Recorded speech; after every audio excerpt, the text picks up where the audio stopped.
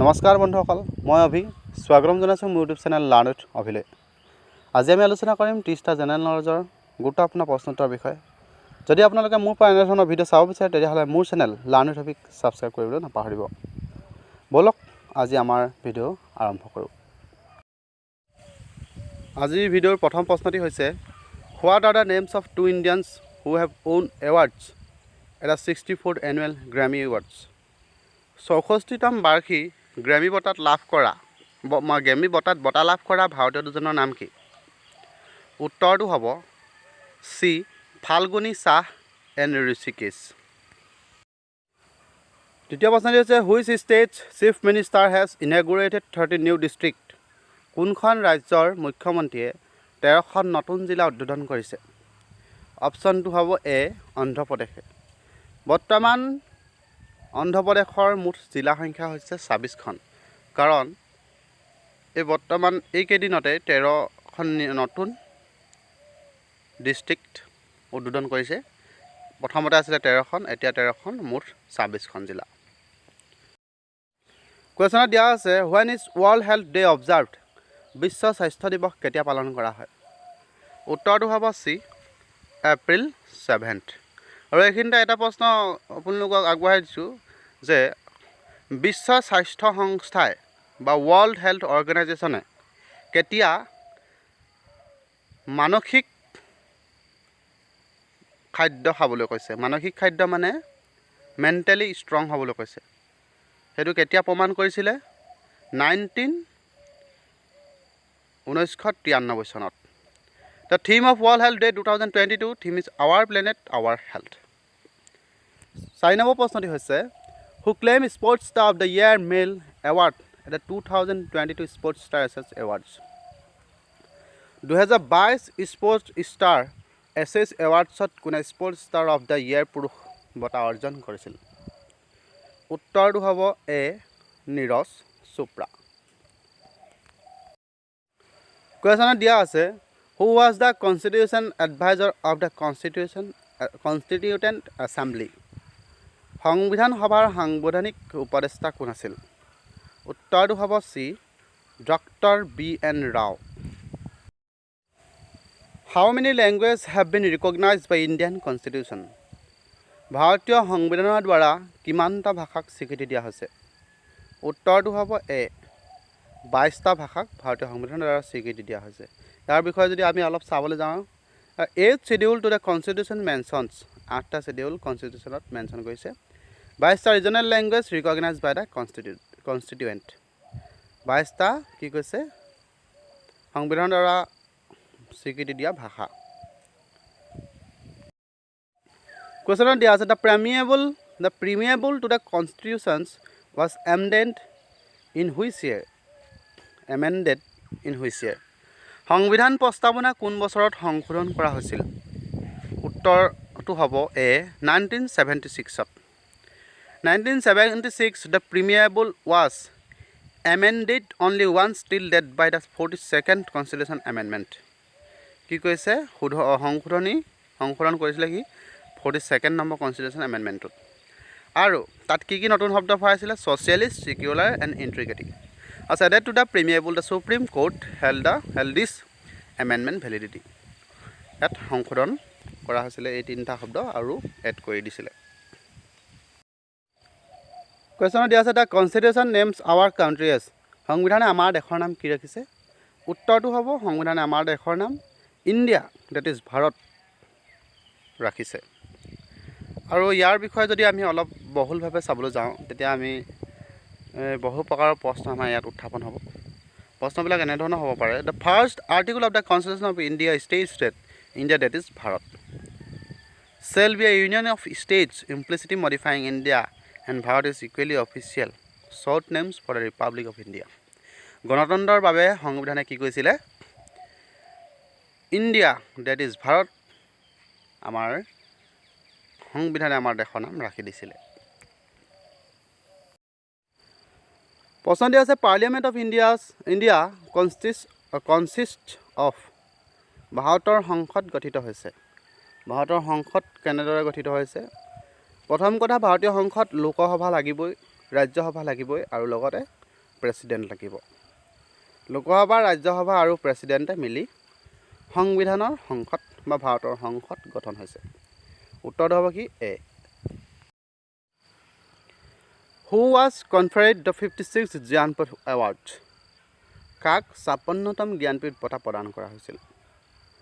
উত্তৰটো হ'ব চি নীলমণি ফুকন, বা আমি কওঁ ককা নীলমণি ফুকনক 56তম জ্ঞানপীঠ বঁটা প্ৰদান কৰা হৈছিল। এইখিনিতে আৰু এটা প্ৰশ্ন আপোনালোকক কৈ যাব বিচাৰিছোঁ যে জ্ঞানপীঠ বঁটা সাহিত্য ক্ষেত্ৰৰ সৰ্বোচ্চ বঁটা। এইটো প্ৰশ্ন আহিব পাৰে যে সাহিত্য ক্ষেত্ৰৰ সৰ্বোচ্চ বঁটাটো কি? তাত ধেৰ যদি অপশ্যন দিয়া থাকিব, অপশ্যনটো আপোনালোকে শুদ্ধ হ'ব জ্ঞানপীঠ বঁটা। কুৱেশ্যনত দিয়া আছে which union ministry implements the Ujala programme?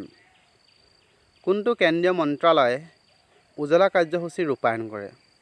উত্তৰটো হ'ব মিনিষ্ট্ৰী অফ পাৱাৰ। শক্তি মিনিষ্টাৰসকলে বা শক্তি মিনিষ্ট্ৰীয়ে বা কেন্দ্ৰীয় মন্ত্ৰালয়ে উজালা কাৰ্যসূচী ৰূপায়ণ কৰিছিল। কুৱেশ্যনত দিয়া আছে Assam recently signed a MoU with which state to resolve differences in the state border? অসমে শেহতীয়াকৈ ৰাজ্যৰ সীমান্তত থকা মতানৈক্য দূৰ কৰিবলৈ কোনখন ৰাজ্যৰ সৈতে বুজাবুজি চুক্তি স্বাক্ষৰ কৰিছিল? উত্তৰটো হ'ব বি মেঘালয়। মেঘালয়ৰ লগত ৰাজ্যৰ সীমান্তত থকা মতানৈক্য দূৰ কৰিবলৈ বুজাবুজি চুক্তি স্বাক্ষৰ কৰিছিল। কুৱেশ্যনত দিয়া আছে the Assam recognisations act 1969 created which of the following state বা ষ্টেটছ? অসম পুনৰ্গঠন আইন 1969ত উল্লেখ কৰা কোনখন ৰাজ্য বা ৰাজ্যৰ সৃষ্টি হৈছিল? উত্তৰ হ'ব এ মেঘালয় অনলি। অকল মেঘালয়ে অসম পুনৰ্গঠন আইন 1969ত উল্লেখ কৰা ৰাজ্যৰ সৃষ্টি হৈছিল। মেঘালয় এটেইন ষ্টেটহুড অন 21 জানুৱাৰী 1972। মেঘালয়খন কেতিয়া ষ্টেটলৈ পৰিণত হৈছিলে? 21 জানুৱাৰী 1972 চনত। নেক্সট প্ৰশ্নটো হৈছে when was the constitution of India implement of? ভাৰতৰ সংবিধান কেতিয়া কাৰ্যকৰী কৰা হৈছিল?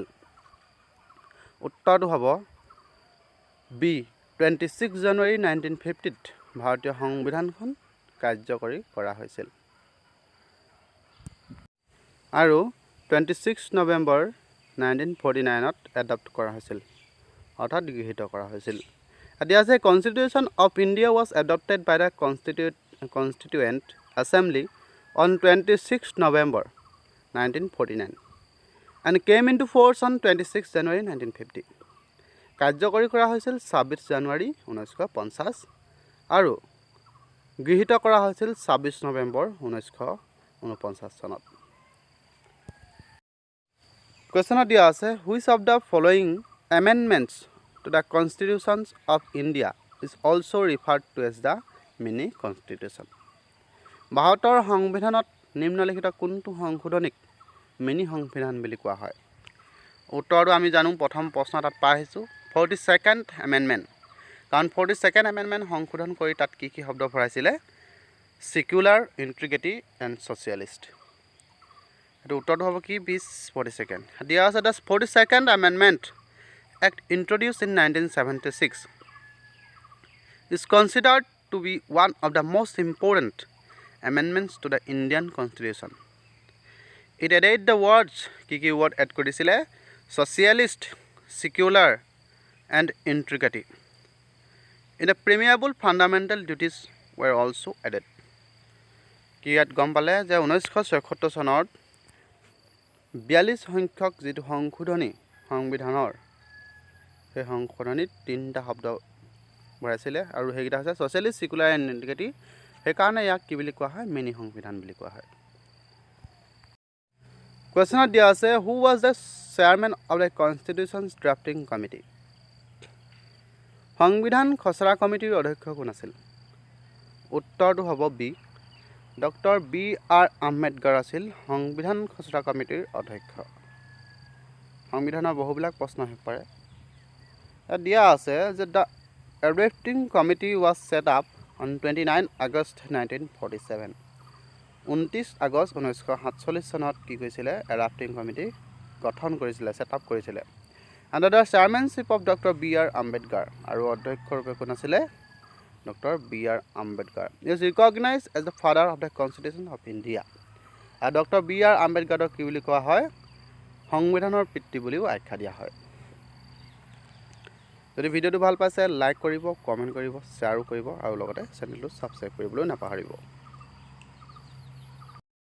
কুৱেশ্যন নম্বৰ 10 আছে who among the following was the chairman of the constitution assembly নিম্নলিখিত কোন সংবিধান সভাৰ অধ্যক্ষ আছিল সংবিধান সভাৰ অধ্যক্ষ কোন আছিল শ্ৰী ডক্টৰ ৰাজেন্দ্ৰ প্ৰসাদ সংবিধানৰ পিতৃ বুলি কাক কোৱা হয় ডক্টৰ B.R. আম্বেদকাৰ এগিলা আপোনালোকে মনত ৰাখিব উপদেষ্টা doctor B.N. Rao It is the Constituent Assembly was set up on 6 December 1946 Constituent Assembly খন কেতিয়া set up কৰিছিল বা কেতিয়া গঠন কৰিছিলে 6 ডিসেম্বৰ 1946 ভাৰত স্বাধীন হোৱাৰ আগত The first meeting of the Constituent Assembly was held on 9th December 1946 9 December 1946 ত কি কৈছিলে মিটিংখন পাতিছিলে the first meeting ভিডিওটো যদি ভাল পাইছে লাইক কৰি দিব আৰু নেক্সট প্ৰশ্নটি হৈছে Which country is the host of the 2026 Commonwealth Games 2026 চনৰ কমনৱেলথ গেমছ কোনখন দেশে আয়োজন কৰিব অপচন দিয়া চাৰিটা অপচনৰ উত্তৰটো হৈছে বি অষ্ট্ৰেলিয়াই 2026 চনৰ কমনৱেলথ গেমছ আয়োজন কৰিব আৰ দিয়া আছে নিম্নলিখিত কোনটো বিষয় ৰাজ্যৰ তালিকাত অন্তৰ্ভুক্ত which of the following subjects belongs in the state list উত্তৰটো হ'ব B taxes on land and buildings আমি ৰাজ্যৰ আৰু চেণ্ট্ৰেলৰ আৰু দুইটাৰ মিলাই তিনিটা ভাগত ভাগ কৰিছোঁ প্ৰথমটো হৈছে ইউনিয়ন লিষ্ট ছেকেণ্ডটো হৈছে ষ্টেট লিষ্ট থাৰ্ডটো হৈছে কনকাৰেণ্ট লিষ্ট ইউনিয়ন লিষ্টত চেণ্ট্ৰেল গভৰ্ণমেণ্টৰ ক্ষমতা পাৱাৰ আৰু ফাংচনৰ ওপৰত আছে ষ্টেট লিষ্টত ষ্টেট গভৰ্ণমেণ্টৰ ফাংচন ক্ষমতা আৰু পাৱাৰ ওপৰত আছে আৰু কনকাৰেণ্ট লিষ্টত দুইটাই সমান অধিকাৰ আছে উত্তৰটো হ'ব কি B taxes and landing and buildings 10 নম্বৰ দিয়া আছে বা কুৱেশ্যনত দিয়া আছে India's first pure green hydrogen plant has been commissioned in which state ভাৰতৰ প্ৰথমটো বিশুদ্ধ সেউজীয়া হাইড্ৰজেন প্লাণ্ট কোনখন ৰাজ্যত আৰম্ভ হৈছে উত্তৰটো হ'ব B Assam India first pure green hydrogen plant has been commissioned in Assam state. Question দিয়া আছে how many seats in the Lok Sabha are reserved for scheduled tribes?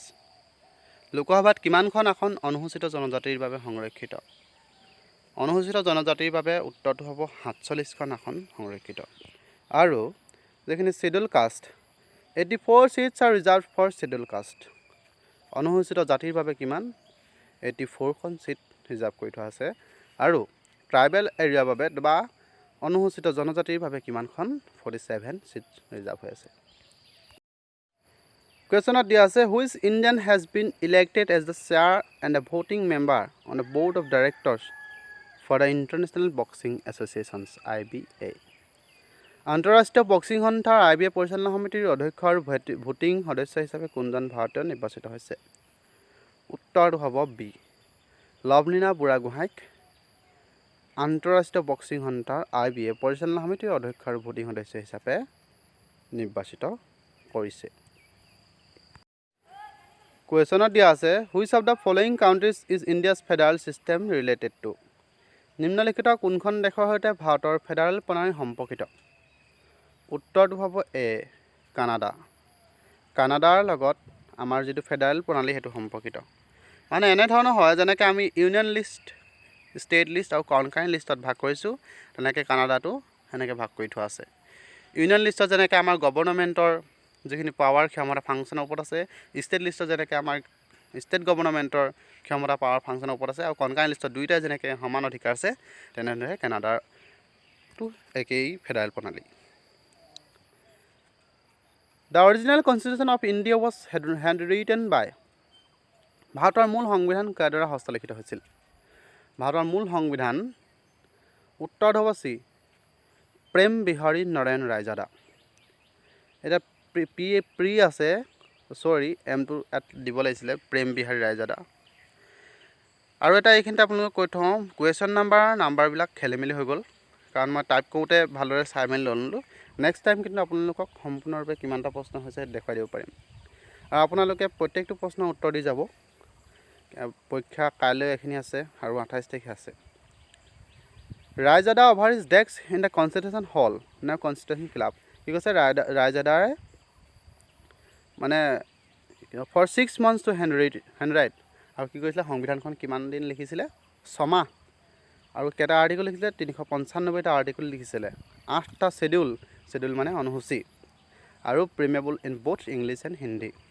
আৰু কি হয় কিহত কি ভাষাত লিখিছিলে বুলি ক'ব নহয় আৰু কি ভাষাত লিখিছিলে সেইটো হ'ব ইংলিছ আৰু হিন্দী দুইটা ভাষাতে ৰাইজাদাই আমাৰ সংবিধানখন লিখিছিলে ফাৰ্ষ্ট হেণ্ডৰিটেন কৰিছিলে